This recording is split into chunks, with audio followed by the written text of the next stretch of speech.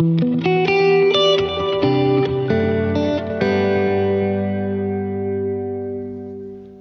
and welcome to Gorrie Things. I'm Michael Gorrie and today I'll be talking about Alfred Deakin, Australia's second Prime Minister. I'll be looking at Alfred Deakin the man more than the politician. My thanks go to Judith Brett for her excellent book, The Enigmatic Mr Deakin. Before we jump in, just for the record, Deakin was born in 1856 and died in 1919, sadly from a degenerative neurological condition, possibly dementia or Alzheimer's. The doctors at the time couldn't diagnose it. He was Prime Minister 3 times between 1903 and 1910. My interest in Deakin grew last year when I found myself in the vicinity of St Kilda Cemetery and I stepped inside for a look around, as you do. I came across Deakin's grave, unpretentious and alongside his family members. Stepping back now to his early life, Deakin was named Alfred by his parents after the poet laureate Lord Tennyson. Deakin's parents were William and Sarah, and he had a sister Catherine, or Katie, with whom he was very close. William and Sarah came from different backgrounds, which may have prompted them to travel from Britain, where the class system was firmly entrenched, to the egalitarian colony of South Australia in 1850. William was a travelling grocer from England, while Sarah came from a large, prosperous tenant farm on the Wales-England border. Digressing here for a moment, that was the same area that my great-great-grandparents came from. James Evans and Sarah Hardwick were married in 1849, about 15 miles from where Alfred Deakin's parents tied the knot, and they came to Australia just a few months before them. It's relevant because William Deakin moved from Adelaide to Melbourne during the gold rush and operated a transport business to the diggings. That's the same occupation as my James Evans at the time, and it's very likely they would have known each other. When Alfred was born in 1856, his parents were living in George Street, Fitzroy, and the stables for their coach business were in Gertrude Street, parts of Melbourne that I know very well.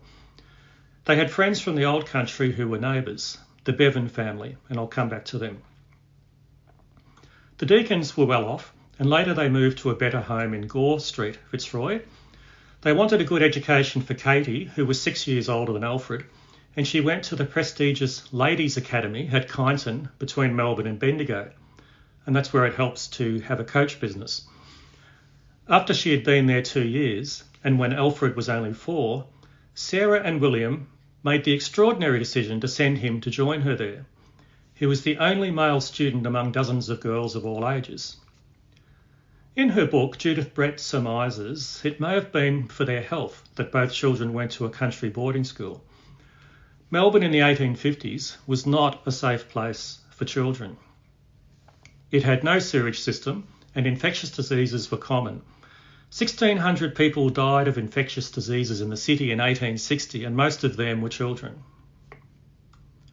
In 1864, the Deakins left the crowded, dirty streets of Fitzroy and settled in leafy South Yarra across the river, buying a half-acre block in Adams Street the following year, with Alfred then attending Melbourne Grammar School as a day student.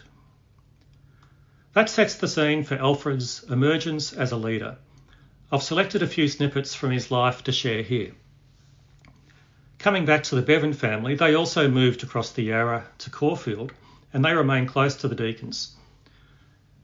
Their son Jimmy Bevan was a close friend of Alfred. Tragically, Jimmy's parents were drowned on a return voyage from England to Australia, and the children went back to live with relatives in Britain. Jimmy Bevan became the first captain of the Welsh rugby team. Quite an achievement. Alfred Deakin always had a brilliant mind, but he was not a brilliant student. He barely passed most of his subjects at Melbourne Grammar, and he wasn't really interested in sports.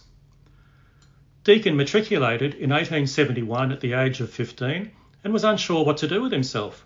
He drifted rudderless for a year, writing poetry and daydreaming. He became a vegetarian for a few years and developed an interest in spiritualism, which was all the rage. Towards the end of 1872, Deakin became a law student at Melbourne University, realising he had to make something of his life. I find this interesting because he took the same career path and walked the same corridors in that sandstone university as future Prime Ministers Robert Menzies and Julia Gillard. While studying law, Deakin continued to write poetry, plays and essays, none of which were commercially successful, much to his disappointment. Deakin was an excellent orator and took up debating. His political views were forming along the liberal progressive line. He supported equal education for women, scientific studies over classical studies, universal suffrage, cremation, the theory of evolution and temperance. He plunged into spiritualism, mixed with psychic mediums and attended seances. The political situation in Victoria was marked by division between the conservative establishment, including squatters and large landowners on one side, with progressive types like Deakin, small business operators, small farmers and working men on the other. The Conservatives controlled the upper house, which required a property franchise to vote, and there was constant conflict between the Houses of Parliament. The Argus was the newspaper of choice for Conservatives, whereas The Age, owned by David Syme, had more radical views. Deakin became a writer for The Age and a protégé of Syme, who supported his election to Parliament in 1879 at the age of 22. In 1882, Deakin married Patty Brown, who he had met through spiritual circles, and they made a home together in Walsh Street, South Yarra. Their daughter Ivy was born in July 1883.